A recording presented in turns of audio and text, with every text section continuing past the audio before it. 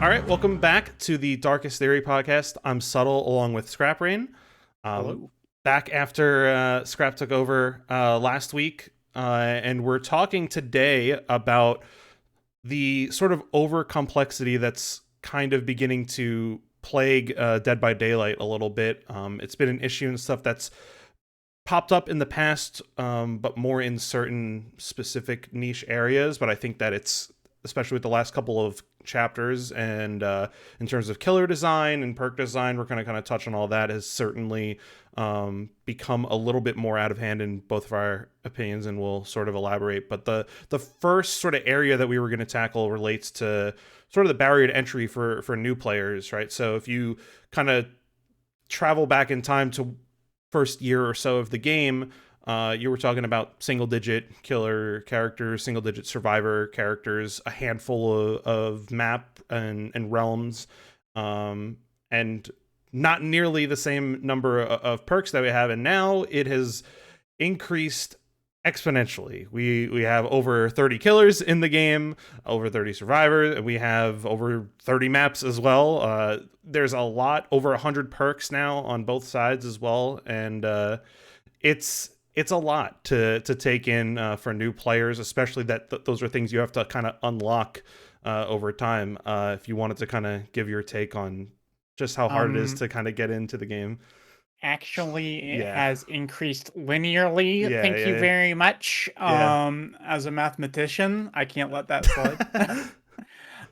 Yeah, I remember so I've been playing for 3 years now, and I remember the first killer that got released that really I was like, this is a lot. This is like pretty complicated, was Pinhead. I remember when Pinhead got introduced, like as an enfranchised player, as somebody who's put multiple thousands of hours into the game, I was like, okay, this isn't like an ungodly amount for me to remember and to like figure out. But I knew like I have some friends who started playing around that time.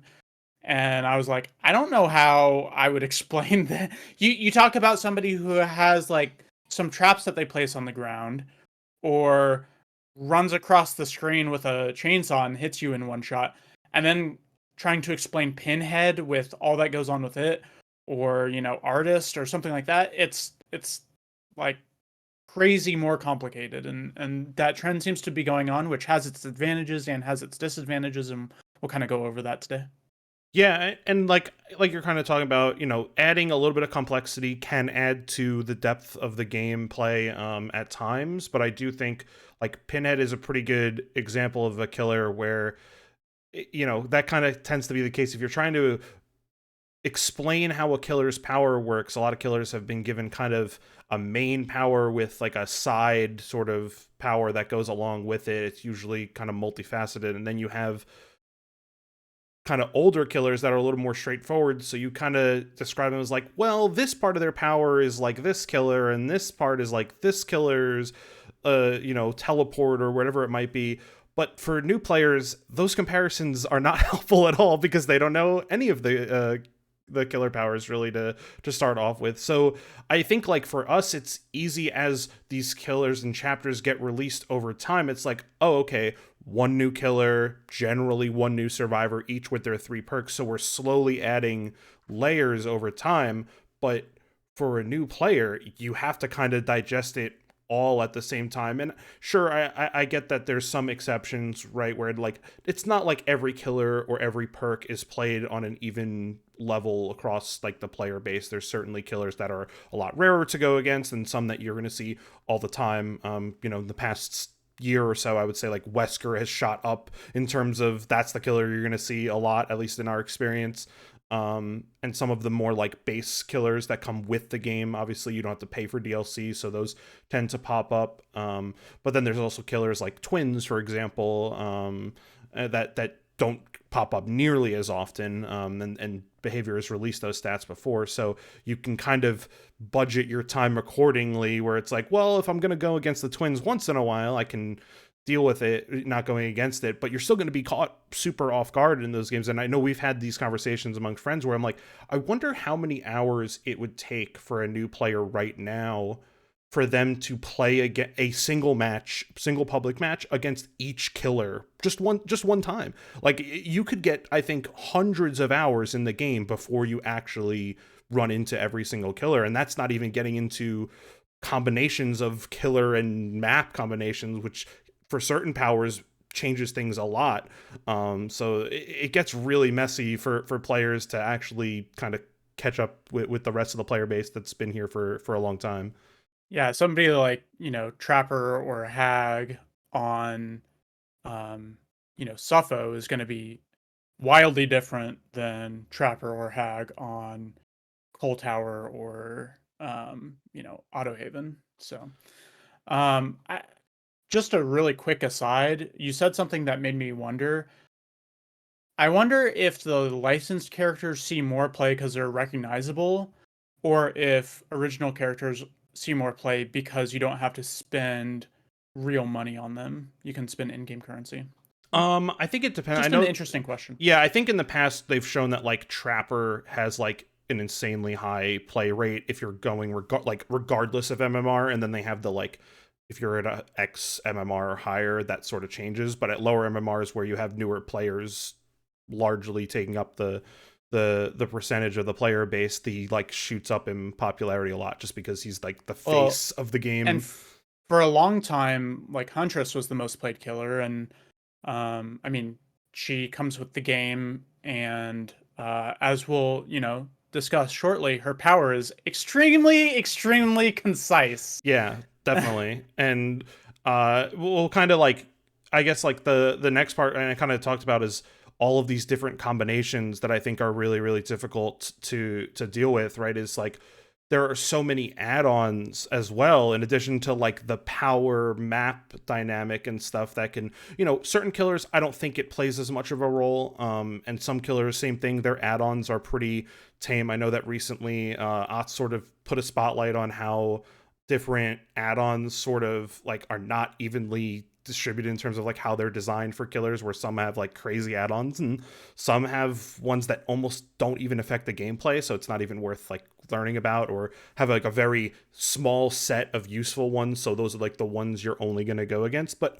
those are still things that new players aren't going to know right off the bat, and so it's hard to pick up on and figure out, or have like a good estimated guess when you see who the killer is to kind of deduce what they might be running.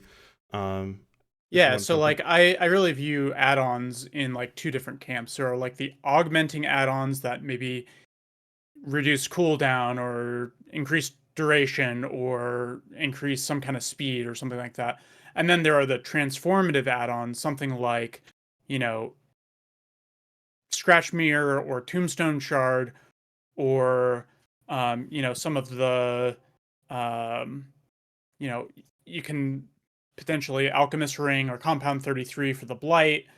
Um, you know, the some of the nurse add-ons that make her move faster but have limited blink support, or Pinhead with he can see the lament configuration, but instead of having a chain hunt, he becomes undetectable. So these things that like fundamentally change both the killer power but also the play style. And knowing those transformative add-ons is basically having to learn a whole nother killer power to play as or to play against in a lot of regards.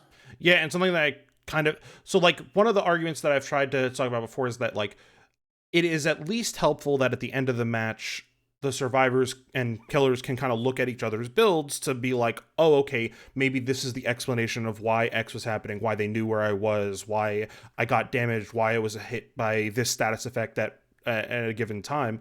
But for newer players who might not have like a full survive with friends or something like that, having the killer build hidden, like you're basically put into a situation where you have to wait out the duration of the full match if you want to get some info.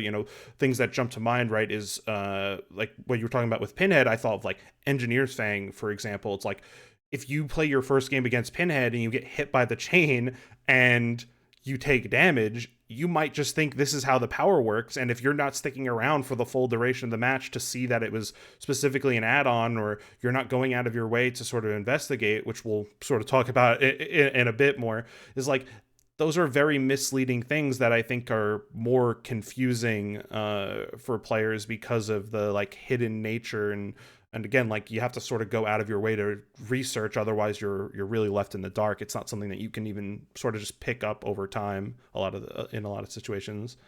Yeah, so earlier I was saying that these complexities can sometimes be a good thing, sometimes be a bad thing. So, you know, when it comes to new players or sometimes even players that have, 1,000 or 2,000 hours in the game, not understanding what's going on fully, not knowing how the killer power or how some perks or how some add-ons or whatever work, it can be a problem. But it does allow for potential skill ceilings to increase and give skilled players kind of an extra level to kind of gain an advantage for their experience or their understanding of the games, something like that. Yeah, I think it can give players something more to strive for, something to keep improving, right? I think like something that could really dissuade players from sticking with a game is feeling like they've sort of seen everything. Sort of, in single player games, sort of 100%ing a game is a really good way to kind of leave it. Maybe way in the future you might try to replay it, but if you feel like you've checked all the boxes, it might not keep you coming back, and that's sort of what Dead by Daylight is sort of built to do, is that keep you coming back and playing more.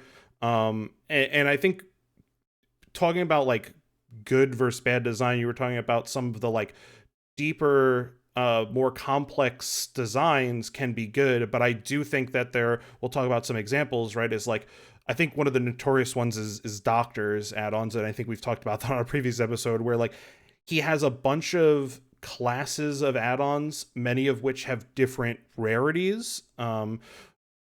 Wraith sort of has a little bit of that too, with like Windstorm and Swift Hunt and Blink, but Shadow Doctors, Dance. I love Shadow Dance. Dance too. But uh Doctors has like a lot of different things, whereas like Wraith, it's Yeah. like, oh, it increases, right? Like Windstorm it's very simple. It's like increases your movement speed while cloaked. That's it. Doctor is way more. It's kind of like what I was saying earlier with a lot of killer powers, where it's like, oh well, it modifies this part of your your power, but this Yeah. other part gets impacted. And what you were talking about, where you have these transformative add-ons, he kind of has that wrapped in, where like now Madness does this extra thing that it's not even supposed to do. Such as like seeing fake pallets is not like a base part of his power, but I think most people sort of just associate is that like, oh yeah, that's just like what Doctor does, but it's specific add-ons that do it. And that's not even talking about some things like Discipline, which really change how you interact with killers at loops, because of the timing on when the shock will actually detonate, and how much it changes like your spacing. It's almost like dealing with like bloodlust tiers, essentially. Like your spacing is completely altered in whether you're going to actually make it to a pallet or a window, whether they have that add-on or not. Yeah, and whether you have to throw a pallet or not. Exactly right. Like whether you even make it that time, or whether you can try to gamble to take an additional loop, that really like changes. And being able to kind of have a sense of like knowing when you're getting shocked, and just kind of eyeballing, in a sense, like how long it takes for you to get shocked, so you can figure out, maybe if you're not at a loop or out in the open, the time between his release and you get it, and you screaming is something that takes a lot of practice. And again, that's just for one killer compared to everything else, which is a really tricky thing to try to navigate. Yeah, because all of his add-ons, the Order, Calm, Discipline, all of those have an active power addition and a passive power addition. So like Discipline, for example, is probably his best add-on for his power taking effect, his shock therapy taking effect faster. But in addition to that, it has the additional passive madness add-on, which or sorry, I think Discipline is faster static blast. See, there's so many. But again, I mix up which Yeah, add-ons. I just know Discipline. Like Discipline, the thing that jumps out to me that I mostly focus on, right, is shock therapy. the shock therapy component. But there's also add-ons, and like you said, there's the passive, but there's also, and I forget which one it is off the top of my head. It's like the add-ons that impact whether you hear intermittent terror radius even when he's not around versus a constant terror radius when you're, and that changes based on your tier of And madness. that's discipline, That's actually. discipline. Yeah. Yeah. And like, and so there you have like different things like that, and like figuring out like calm, because calm is the one that can change your terror radius, which is again another massively impactful ability. But and again, there's plenty of other killers and stuff where, and we'll kind of talk about some specific examples. Doctor's add-ons are more complex than a lot of killer Oh powers, yeah. period. Yeah. Well, I think like if you look at a lot of the base killers, for example, I think have pretty simple. We were sort of, when we were prepping, just looking over some of the in-game descriptions, and we'll talk about those because those are an adventure in themselves.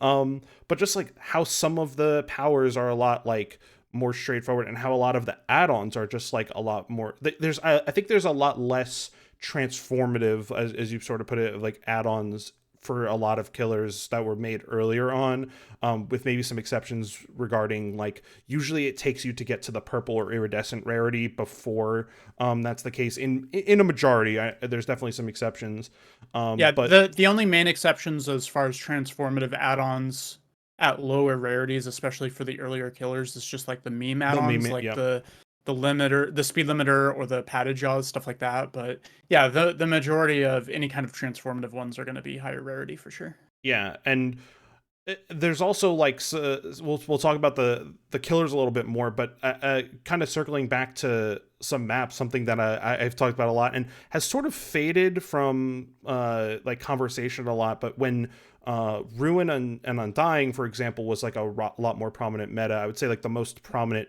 totem like hex meta right now would probably be Plaything Pentimento. I think that's probably the closest that you would run into. But totem spawns are another really difficult thing to pick up on.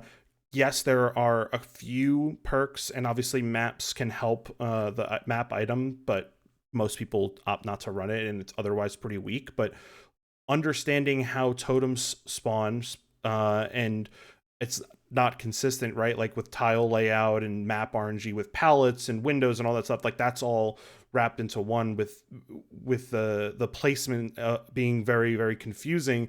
There's also, I've tried to explain this thing to some people, and a lot of people aren't aware of this, but if you take like a specific type of the maze tile, for example, right? If you take jungle gyms, a lot of the totem spawns, where the totem spawns inside a jungle gym is completely dependent on the realm that it's tied to. So for example, if you have like a jungle gym, long or short wall, they kind of count as the same.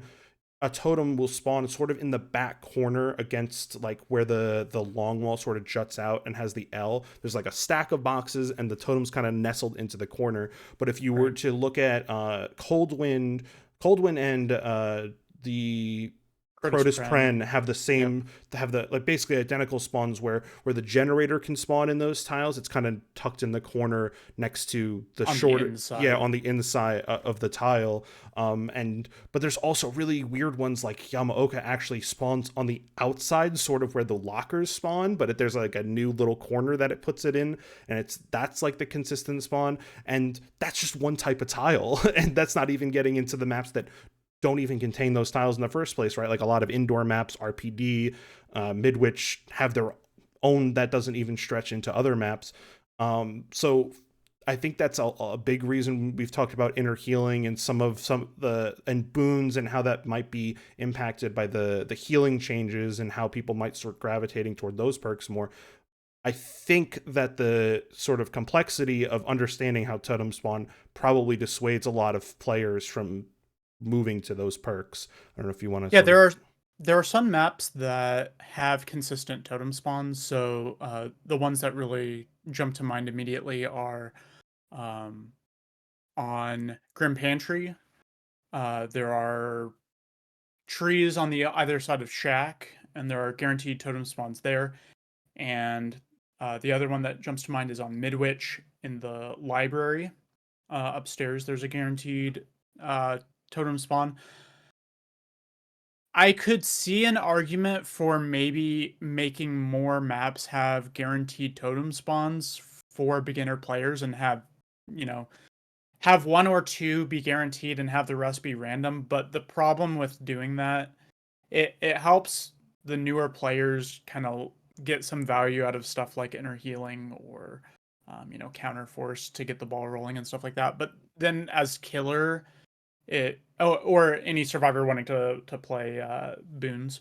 But as a killer, then you're really running any kind of a hex perk, and having your hex be on one of those guaranteed spots is a pretty big feel bad. So it's kind of a little good, little bad. It depends on if you care more about catering to newer players to get them into the game, or if you care more about keeping your more reliable players. I don't know. Yeah, I guess that was like that's kind of why I was bringing it up related to Ruin Undying, is like that was sort of the argument against why those perks were so oppressive, is that there was like a huge disparity in terms of how games might have felt balance wise, because newer players couldn't really do anything about finding the totems with any sort of consistency, whereas if you have experienced players, they know how to not only efficiently check, but like they know generally where totems spawn, how the sort of map generation algorithm distributes totems distance wise. So it's like we knew a totem was sort of in this corner, so it has to be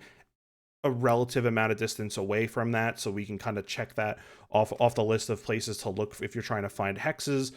And I think like Grim Pantry actually is like weirdly an example I'd be sort of comfortable with, where like doing sort of a half and half, where maybe maps have Dead Dog is there was one more map, was the one behind Water Tower, in that Water tower. little Yeah. in the little tiny shack that just has a Shack. window shack. Yeah, the little It's a seawall basically. yeah, yeah, with the breakable wall attached. There's always a totem there. I could see a situation where maybe two totem spawns are sort of guaranteed on a lot of maps to leave some consistency for both finding boons, right? Where they, if you choose to boon in a spot, killers can sort of learn where to go to deal with them and snuff them. But you're kind of rewarded for finding a more out of the way, less consistent totem spawn that might not be as easy to find. Wanted to Well, jump in. swamp in particular is like pretty notorious for having to find totems anyway. Like the generation on those two maps is just weird. Like those are the only two maps. That's the one realm in the entire game where Hatch, for example, can spawn on the edge of the map. No other map can do that in the entire game. And totem spawns are different, of course, but they're not very consistent. And because of the tall weeds, it's really hard to find. They can be nestled in like various corners. A lot of times you'll find them in the corners with god logs. So they can be really far out of the way. So I think that I agree with you on a map that has that wild of like generation of tiles and of totems. If there's a map that having two fixed ones is fine, I would probably say that one too. Yeah, and I think that like it's not like behavior hasn't tried to address some of that, right? Like the no-ed change, for example, where it shows the aura within a certain distance over time, was made with newer players in mind to make it less of a perk that's so oppressive at lower levels and is still impactful and strong at higher levels, but the impact that you can have on a match is like greatly nerfed. Generally, it can be found within one or two downs, especially if all four are up and able to go and look for it. But and Plaything, I think, is another really good example. Like that's a perk that would be really, really difficult for newer players to deal with. Having to deal with Oblivious on top of trying to find totems would be really, really problematic. So I don't think that they're completely unaware of that sort of gap between not only the like survive with friends versus solo queue, where they've tried to make those improvements, but also the new player experience versus experience, which also has an impact on how the opponents of those players feel about like how their matches go. It hurts a lot in terms of trying to figure out game balance when you have players at lower levels that make certain perks overperform compared to how they might perform against more experience. So it's like, how do you is this like a noob stomper sort of perk?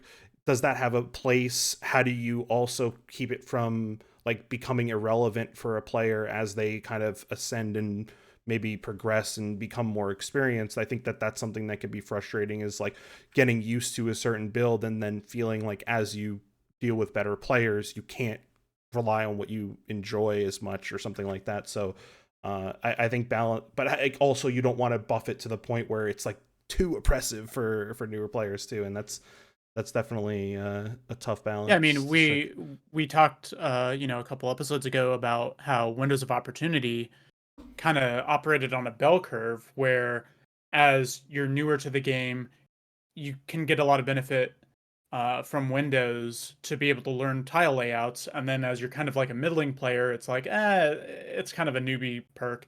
And then as you're really good again, now you can path an advanced route to be able to maximize the layout based off of where the pallets are, where the windows are, and whether the pallet is still up, down, or broken. Um, and conversely, something like small game, I think, is like really good early on for finding totems, and then as you get more experienced with finding the totem spawn locations, then it really starts to die off.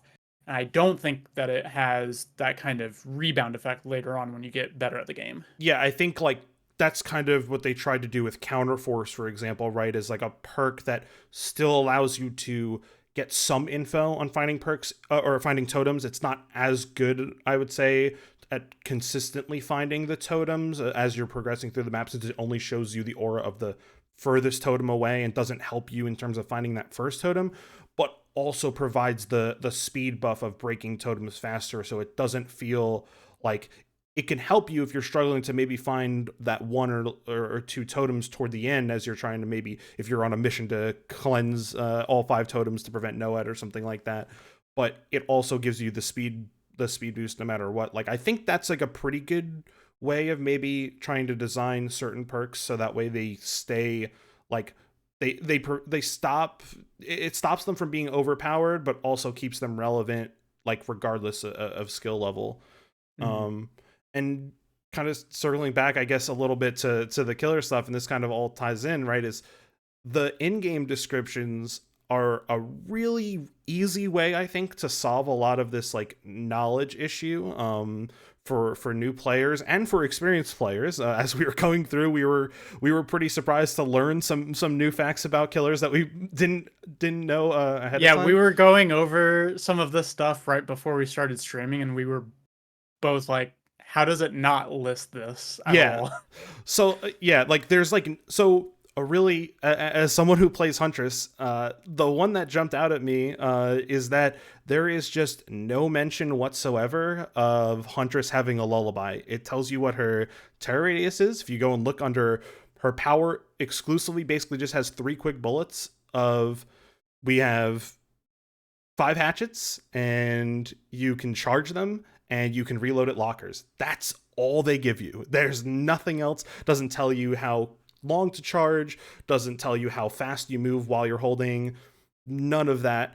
And also, just if you go and look at the character info, where it kind of describes the terror radius and movement speed and the like height of the character, no mention of a lullaby whatsoever. So, or in like just a really unique mechanic that only extends to a handful of killers now, and it's just not even mentioned that it exists or how large the lullaby is. Like, or how it's a different mechanic from terror radius in terms of like how it relates to trying to hide your terror radius with things like undetectable and things like that. Like there's just no in-game explanation to help new players navigate that at all. Yeah, and speaking for my own character, I mentioned on a previous episode that I was playing a game as Demogorgon, and I had a survivor talk to me in in-game, and they were like, "Why didn't I know that you were coming when I was cleansing your portal?" The killer power description for Demogorgon does not at all, in any way, form, or shape, mention you being undetectable when coming out of a portal, or the survivor trying to cleanse your portal, or just being near it once it's activated, being oblivious. Yeah, just no mention whatsoever. And like, I also think that they could do a bit better of a job with some of the status icons. I get that they have the descriptions, but like I see the most common one that people I see get confused about is the oblivious, which is like the person covering their eyes to be like oblivious, which a lot of people think is the blindness status effect, which is related to being able to read auras. I think there would be I don't know what the icon would be, but I understand why those two are a little bit easy to mix up with one another, but they're wildly different effects. And I like you mean, said, like just as a brief aside for that, I think that like having some kind of, instead of them covering their mouth, covering their ears, there is a deafen effect that applies to, I think, 4 things in the game. It's like the hag add-on for deafening on trap popping, knockout, yep, firecrackers, and flashbangs. I think those are the 4 things that cause the deafen status effect. And they don't have an icon for it. They don't have any kind of, it doesn't have any mention of deafen outside of like the hag trap and knockout, I think. yeah. But like they do have an icon for it. They just don't use it, and maybe that's something they could use since it prevents the terror radius. Right. Yeah, it would be nice to even for like that's just related to in-game HUD stuff.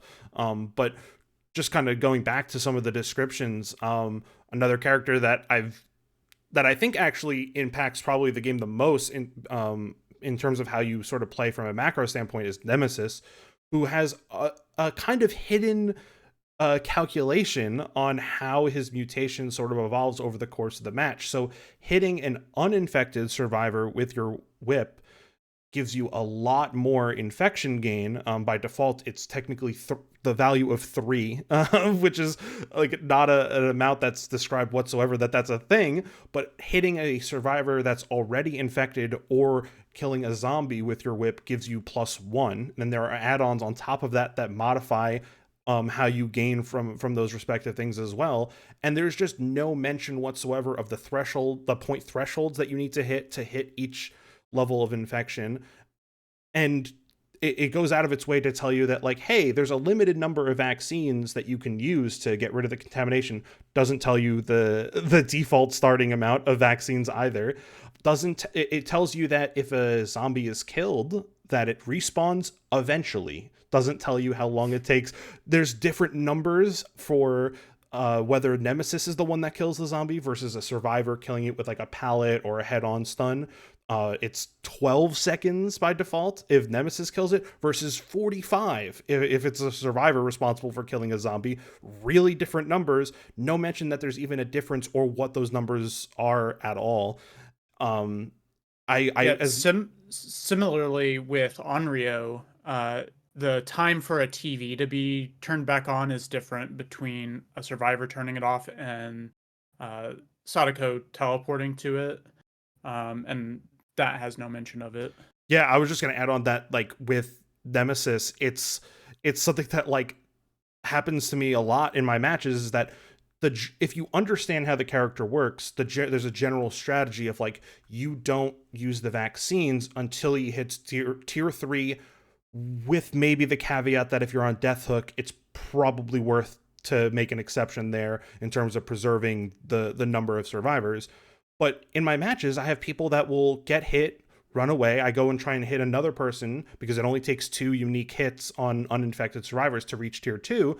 And before I even get my second hit, that first person has already used the vaccine, which is just horrible, horrible strategy. But they probably don't know that. They probably think, oh, well, we have a limited number. Let's keep it stop the Nemesis from being able to infect a lot of teammates. Let's just keep it so everyone's uninfected. But that really changed the equation on how difficult it is to ascend to tier 3, which is a big difference in terms of his reach and also his movement speed while holding his whip, which makes a huge difference in like his anti-loop capabilities, and just no mention of that in game. So speaking of tier 3, Yeah. the next one that I want to talk about is probably one of the most innocuously complicated killer powers in terms of description that does not go over this at all in the in-game description. And that is Michael Myers. So the rate that you gain your evil within is based off of not only how many survivors you stalk and for how long of time, but the distance away they are from you. And it doesn't talk about that at all. It's a very weirdly complicated way of gaining your power. And honestly, I don't want to go over It's not all of that worth. information. You can find it on the wiki, which is a great source of information. If you want to look up any of the stats that we're talking about on here, I highly recommend doing that. But it's really unintuitively complicated. They need to rework Mikey. Everybody knows that. They really need to fix all of that. But it doesn't talk about that at all. In the in-game description, it talks about the 3 different levels, and it says that in tier 2, you have a slightly larger lunge. It doesn't mention in tier 3 you have a larger lunge. It doesn't talk about in tier 2 or in tier 3 that you vault faster, which is the case. I mean, there's like some helpful information. The useful information for the in-game description is that he has 3 tiers, and in tier 3 he can one-shot down you. That's it. And as a rare exception, we'll talk about this. It at least tells you how long you stay by default in tier 3. It does specify that it's 60 seconds of tier 3, and then you go back to tier 2. Pretty much every other power that we were looking at doesn't really have any sort of like specific number attached. It's just like, you're in this power now for a limited time. Have fun figuring it out. And what's weird is that there are a lot of add-ons for different killers, including Myers, that give you specific values, right? One of the things that they did with add-ons when they reworked their descriptions is that they attached specific numbers. It used to be these very vague words of like slightly, moderately, considerably, and they replaced those with actual percentages or amounts of time or things like that.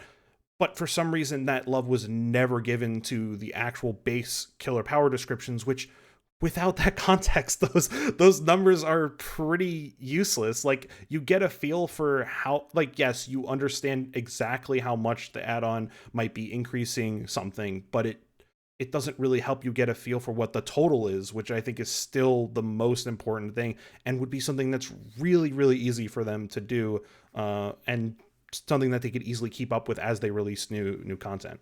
Especially for these killer powers, you know, duration add-ons for Myers, you have the context in game of, evil within 3 lasts for 60 seconds.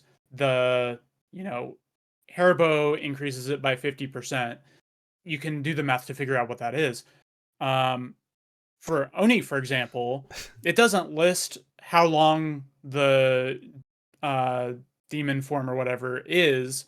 It doesn't also talk about how you lose some of your time for downing somebody, but he does have duration add-ons. So to your point, an extra, 15%, 20%, whatever, of what amount? What does that mean? Yeah, like that, like, is it makes a huge difference in how you try to figure out what add-ons you want to run and how you want to adapt your play style to your own build and stuff.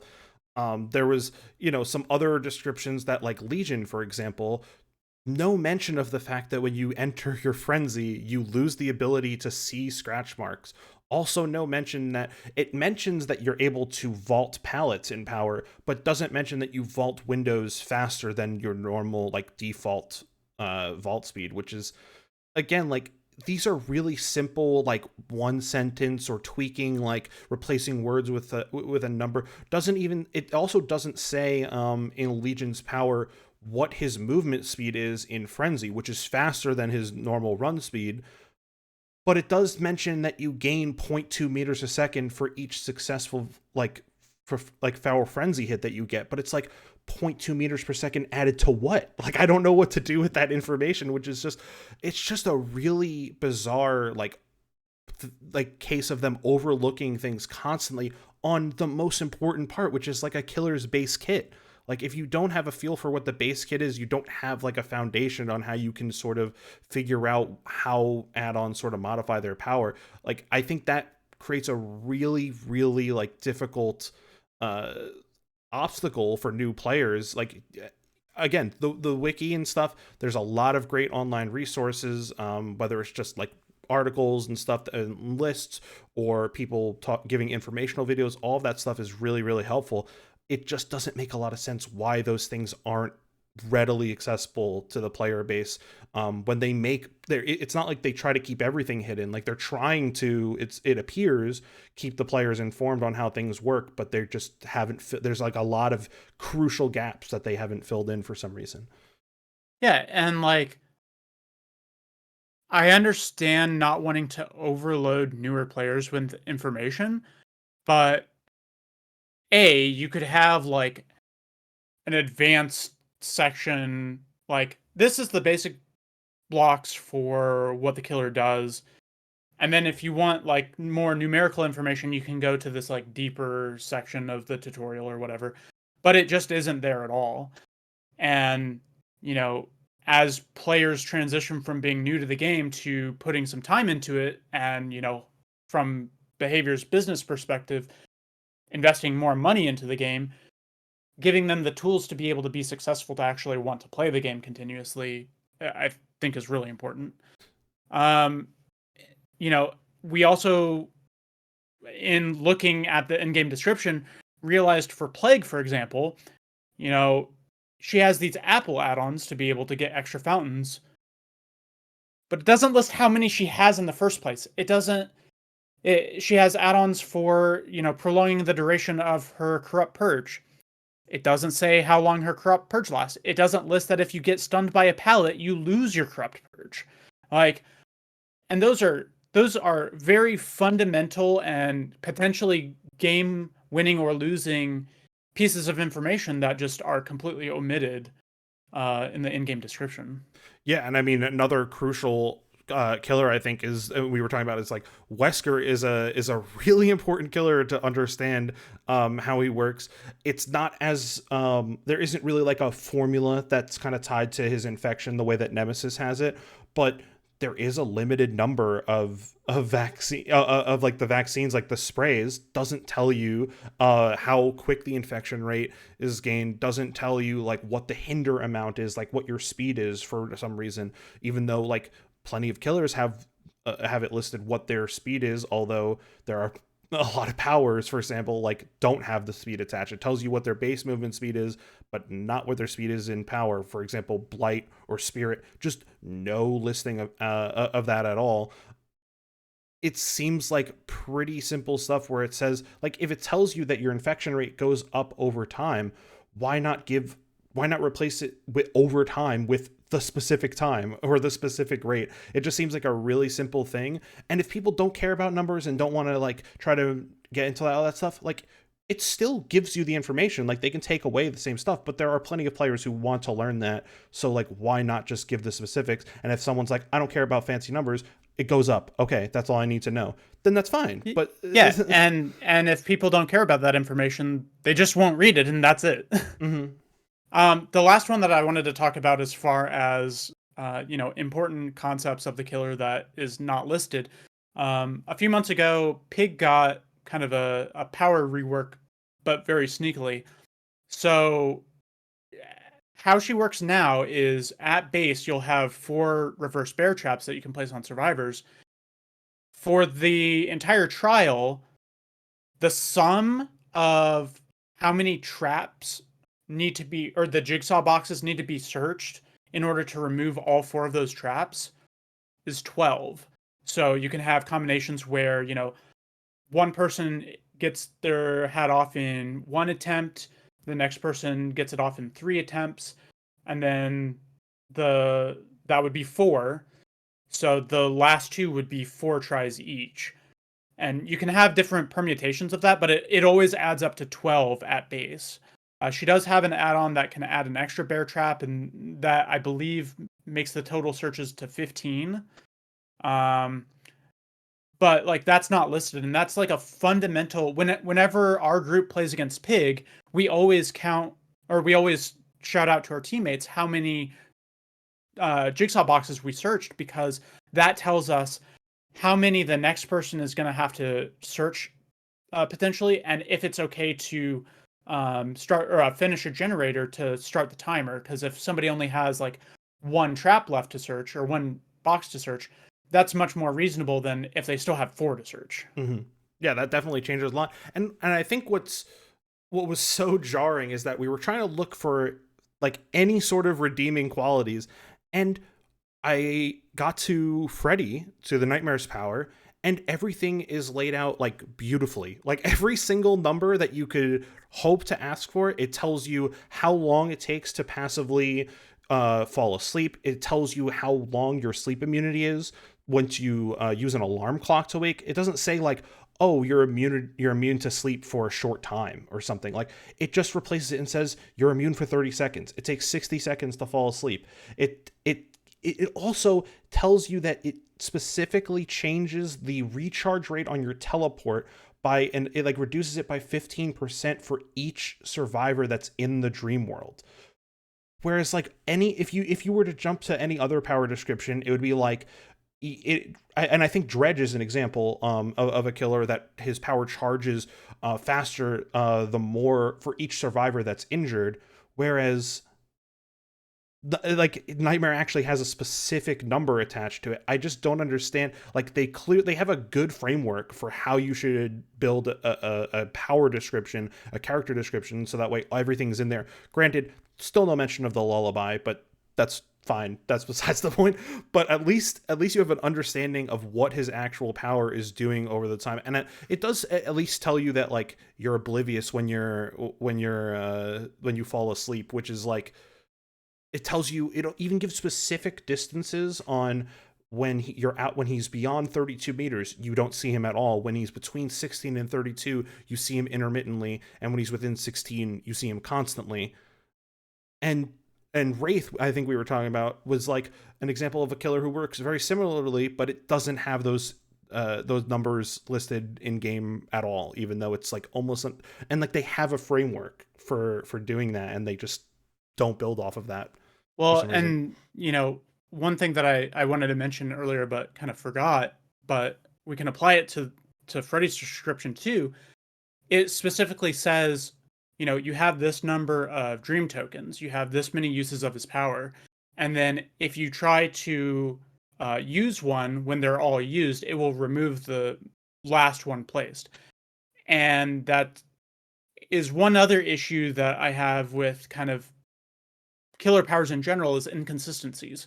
So with Freddy and with Hag, if you have used up all of your powers and you try and place another one, it will remove the last one and place the new one. And Freddy's description properly calls that out.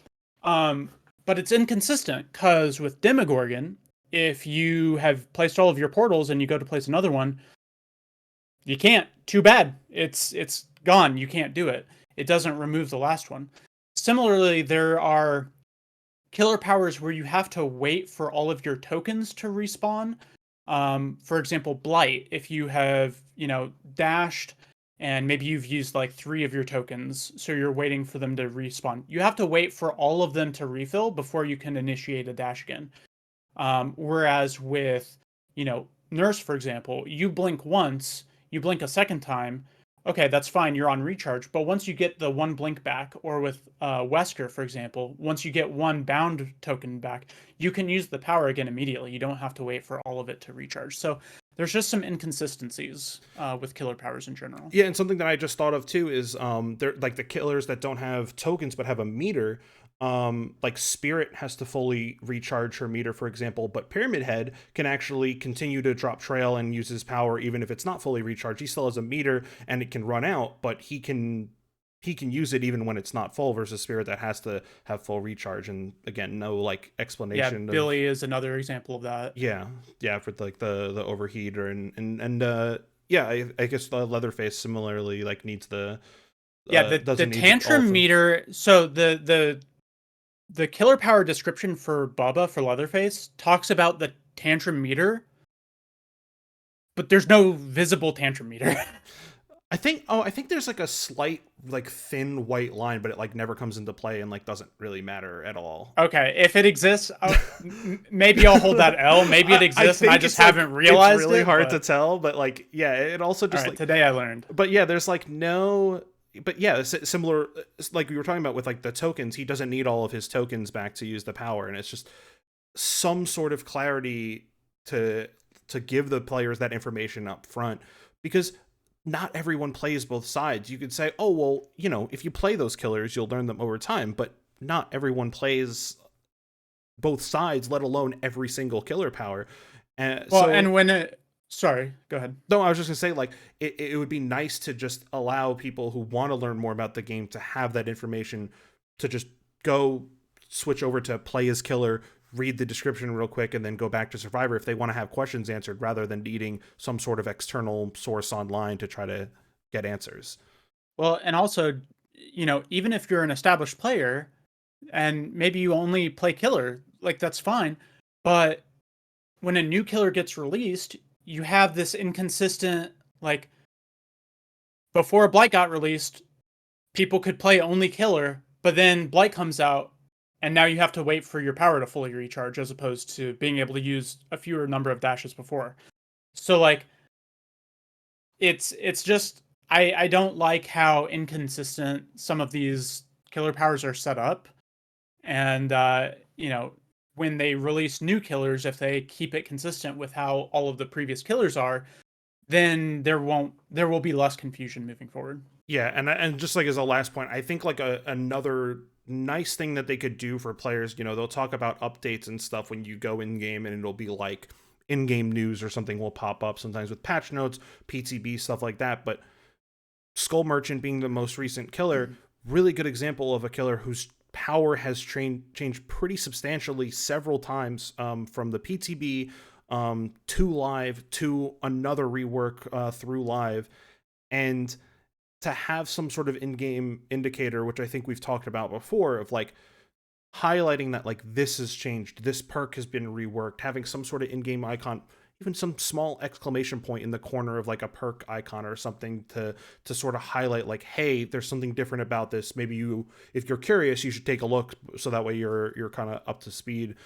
without having to go and bring up a web page with patch notes and surf through everything, because realistically a lot of those patch notes have a long list of bug fixes and other things that just really don't matter all that much. There's some that will be nice. It'll be like, oh, this is, you know, with Merciless, for example, with Merciless Storm, that was one that lingered for a while. It's like, oh, nice to know that that's fixed. But there's also a lot of like cosmetics and texture stuff that it gets really jumbled, and it would be nice to just have something really simple and clear in game, so that way people could get answers if they're looking for them.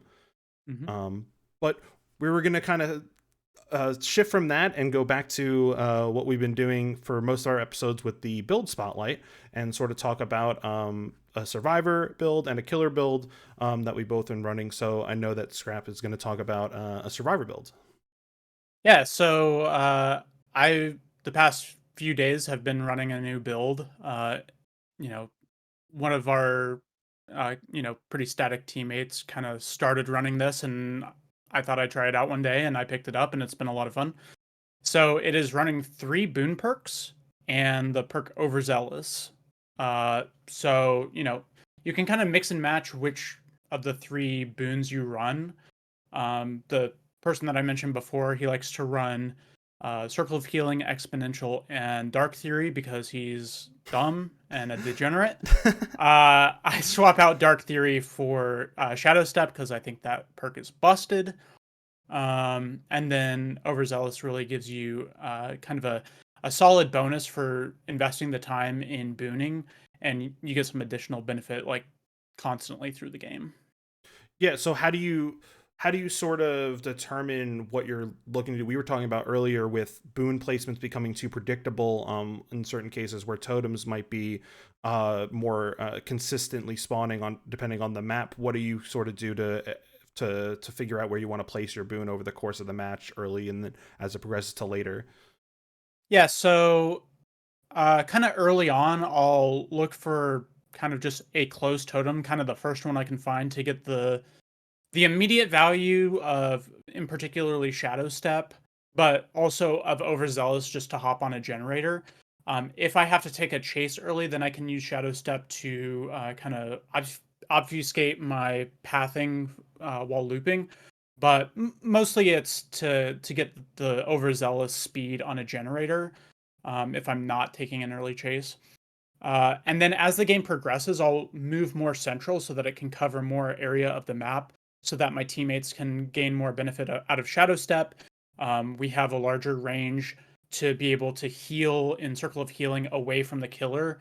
And also, very, very notably, a large area for exponential. If the killer starts slugging, we can pressure and give a large area, hopefully centrally, to be able to pick ourselves up and relieve most, if not all, pressure that the killer has.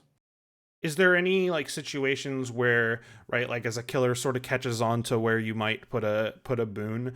Is there any, are there situations that arise that like you're comfortable going back to the same one even if you know that the risk is pretty high of them knowing that that's where the boon is?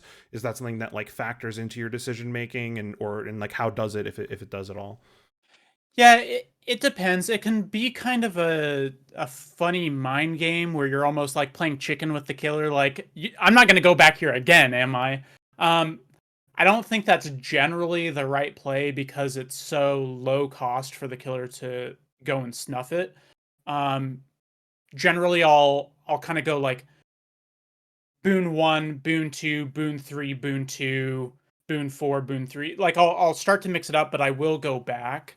Um, but I think that the position of where you can get the most benefit is the most important thing. But if it is in too accessible of an area, then placing it there is probably not worth it.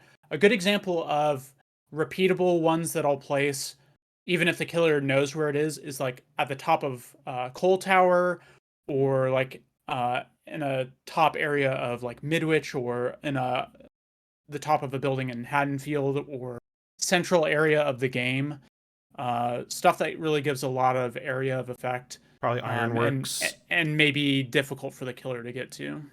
Yeah, I was gonna say Oh yeah, Ironworks. Yeah, Ironworks is yeah, what I that meant, too. not Coal Tower, Oh, but okay, yeah. Coal Tower still applies. Yeah. Things that are a little bit more out of the way to go and snuff. And then I guess how did overzealous was like one of the perks that was changed that did that I guess factor into sort of integrating it into the build now that it is able to synergize with boons as opposed to always needing to break them. Yeah, so Overzealous previously worked well with like inner healing, but it really worked counterintuitively, or not counterintuitively, but it was a nombo instead of a combo with boons, because prior to the change you had to cleanse the totem. And now you can get all of the benefits of, three boons of your choice and still get increased speeds on notably generators and healing speeds. So you can invest the time up front to place a totem and then kind of refund that time working on generators. And if you're, you know, kind of looking at more of a holistic view of Survivor as a role, you're helping people in chase with Shadow Step or Dark Theory, or both if you choose to run those instead of one other one. You're benefiting your objectives by being able to do generators faster. You're better prepared to play altruistically by placing up Circle of Healing and getting the heal speeds from Overzealous. You can play more survival because you and your teammates are able to pick each other up. So you're really contributing a lot pretty passively too. So I do think it's a very innocuously fun, well-rounded build. Yeah, and I think that like having boons allows you to sort of repetitively charge up the perk, right? Because it decharges when you get hit and lose a health state, but being able, as opposed to like you were saying, like using inner healing or something to try to combo and build some sort of totem synergy, there's still a finite number of totems, but boons minus the killer running Shattered Hope, which basically never happens, you have like an endless way to replenish your perk so it doesn't become like a dead spot in your build at any point. And we've run into Ironworks multiple times, and we've gotten several instances where there are two upstairs uh, totem locations. And in a case where you boon one and then you get hit and lose your overzealous bonus, you can go upstairs and boon the second one and have, a pretty similar sphere of boon influence, but then you can regain your overzealous bonus without having to like go in a drastically different location for your boon sphere. Yeah, no, I think that that combo works really well, and like you said, I think it's like pretty well rounded in terms of like the roles that it fills. Like it helps in pretty much every aspect of what Survivor needs to do to like successfully escape. Um, my killer build is actually a killer that uh I think is generally pretty underrated. I think you tend to agree is generally pretty underrated, which is the dredge. Um, I use a pretty standard pair of perks and then a couple that I think most people probably don't think of to run on him. So I use barbecue and chili and deadlock, pretty standard perks that I think are run on a lot of killers. But the ones that I run for him otherwise are knockout and spies from the shadows, which I think I talked about on our information episode as a perk that I like to run on him and that I think is a little bit underrated. Um, but trying to use those perks in a way that I don't think people would necessarily like relate to Dredge as a killer in terms of how his power works. Yeah, so starting with the more like, established perks, you know, barbecue, it's pretty clear that you're able to get a lot of benefit off of that. Either survivors are going to be visible if they're outside the range, or they'll be in a locker and therefore vulnerable to Dredge's power. Is there a particular reason why you choose Deadlock over another form of regression or slowdown or anything like that? I think Deadlock lets him be a little bit more. I just like the consistency of Deadlock. I think that there are other slowdown options that you can use. I think that having to go out of your way to find different people as Dredge in particular, because you're just sort of randomly bouncing around the map between lockers, finding different survivors to use all your pain resonance tokens, while I think is a good perk, might not always get you what you need. You might be like accidentally finding same survivors a good amount of the time. And No Way Out, similar thing. Like it might be hard to get the tokens, and you're also not going to have any sort of benefit as the match is going on while generators are still up. Like it's only toward the end, and I think without like Nightfall, I'd rather just have sort of the constant slowdown. I also don't think that as you're talking about like with barbecue in terms of having like information for aura reading, I don't think that lethal is right for him in particular. I think like you could do some try to switch out one or two perks here to get a similar effect, but lethal is like really not good for Dredge because he just doesn't have his ability to teleport at the beginning of the match.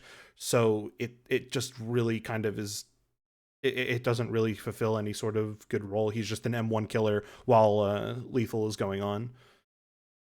Uh, what about, you know, we don't see Freddy's anymore, but there was a time that Freddy was very widely played, and he was pretty famous for having pop and barbecue.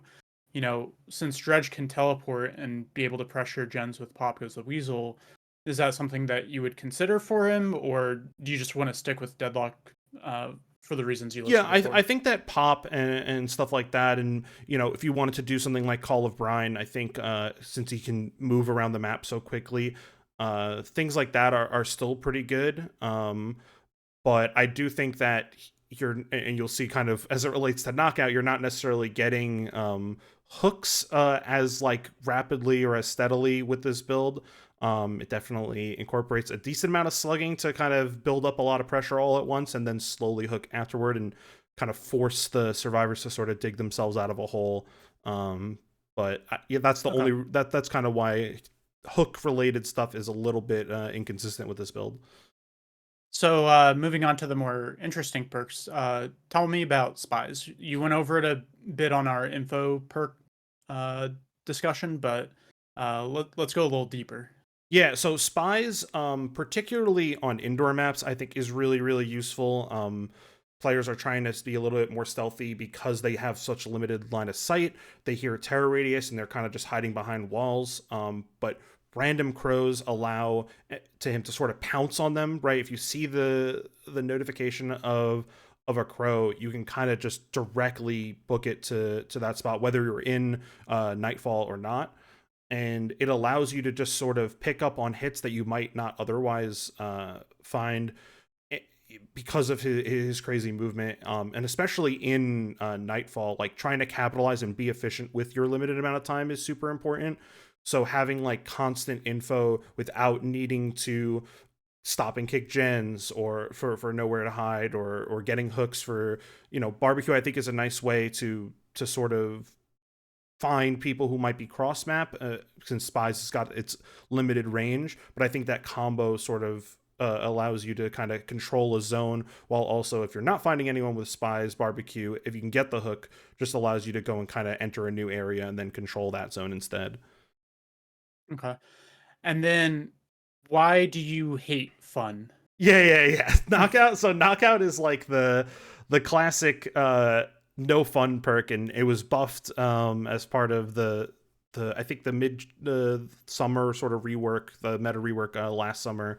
It might have been patched before or after. I can't remember the exact time frame, but it prevents people from crawling. Their crawl speed is reduced, and they also, their aura is not shown to survivors outside of a certain range for a good amount of time. Plus, as we talked about earlier, having the deafen, one of the few things in the game that applies the deafen, in addition to, like, it really allows nightfall, I think, to really shine. I think one of the, because it's such a limited amount of time, it's similar, I think, to Oni, right? Oni used to be a killer that would really play like that. I think the style has sort of evolved to get a quick down, get a hook, recharge with a few blood orbs here or there to get your power back, and then just keep doing it that way.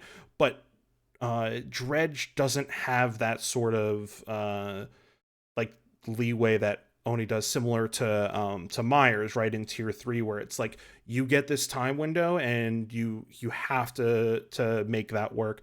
I think Infectious can work at times, although you get the issue is that you have the undetectable when you're in Nightfall, so it doesn't really synergize as well. So Knockout is kind of like the reverse. So it's like, instead of it allowing to find other people, you're relying on spies and the killer instinct from teleporting in Nightfall to find more people. You can kind of just, you recharge it so fast, just hit a few lockers until it pops up, and just keep dishing out hits. Play like super hit and run heavy, and if you get it down, like, just move on. Don't waste time picking up to go for hooks. That kind of comes after, and that's where barbecue, I think, kind of cycles back in, where it's like, okay, you do all of your damage during Nightfall. The green add-on that extends Nightfall's duration by 20 seconds, really, really good for that. If you want to run stronger stuff, like having Nightfall at the beginning of the match and as soon as the last generator finishes, that's a really good time to,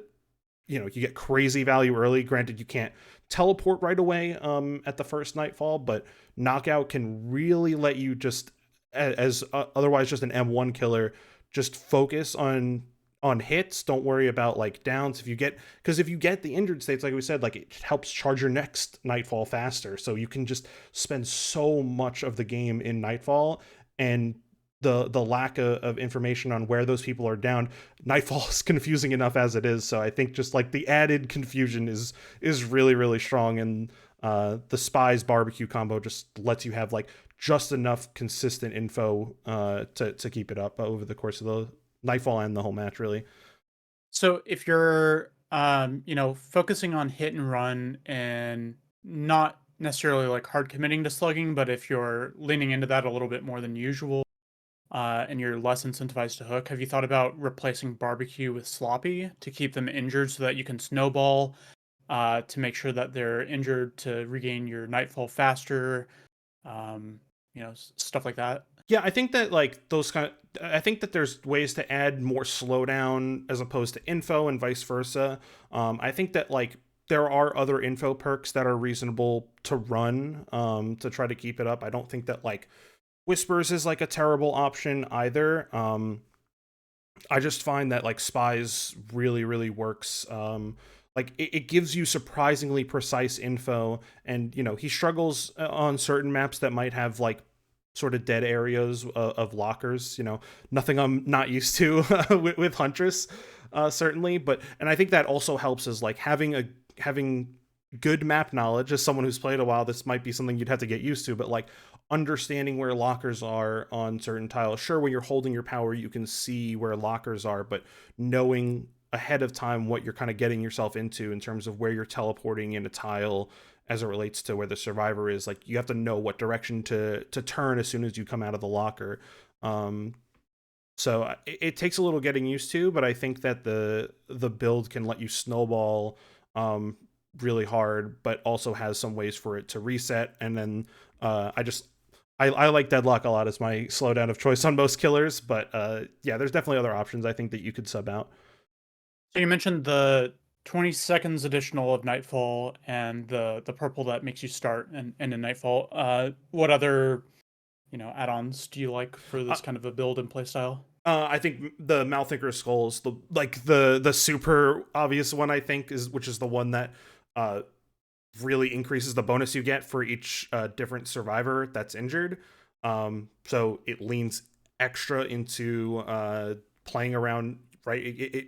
It plays around the hit and run style and also plays around being in Nightfall a lot, which is it gives you exactly what you want to let your perk shine. I think any of the ones that let you get out of the lockers faster, whether it's in Nightfall or not, I think it's Hattie's Calendar is the one that lets you get out a second faster. You're playing a very hit and run ping ponging between locker styles, so getting out of lockers faster is super nice. Things that break locks. I know that there's the one that breaks all the locks when the last gen is finished. The lavalier thing. Which I think if you were going, I think if you were going to do that, you need to run I can't remember the one that gives you the Nightfall at the end of the trial, so that way it's like, okay, everything's off. And if you were going to do something like that, I think that might be the case where you lean into maybe something like No Way Out if you're trying to lean more into an endgame heavy build to kind of clean up whatever's left, essentially, with like one last good Nightfall.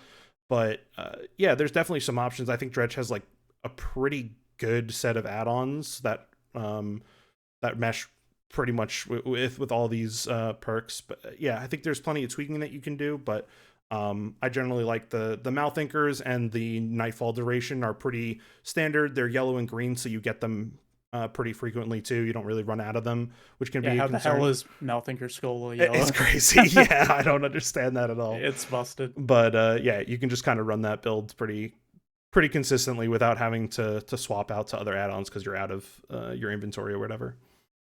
Cool. But that pretty much wraps it up and stuff for the week. And I know that we have the anniversary chapter reveal coming up pretty soon. So we'll definitely be talking about that. I hope we get another stream where they very cringily zoom in on the developer's feet. That's what I really want. We need Hooked on You too. We need a new set of killers. Hooked more on you. Yeah, exactly. But definitely we'll be updating with that and the PTB and all the new info when that comes out. If you enjoy the video, appreciate any sort of subscribe to the channel. We'll be still posting each week. Scrap, where can they find you on socials? Yeah, you can find me on Twitter, twitter.com/ScrapBrainSE2, and on Twitch, twitch.tv/ScrapBrainSE2. Recently, I've been playing through Dark Souls for the first time, and holy shit, that game is hard, but so great. Yeah. And I am Z Subtle on Twitch, on Twitter, and on TikTok, where I post pretty much once to twice a day. That's probably where I'm the most active, so you can follow me in all those places. But until next week, appreciate everyone stopping by, and we'll see you then. Later!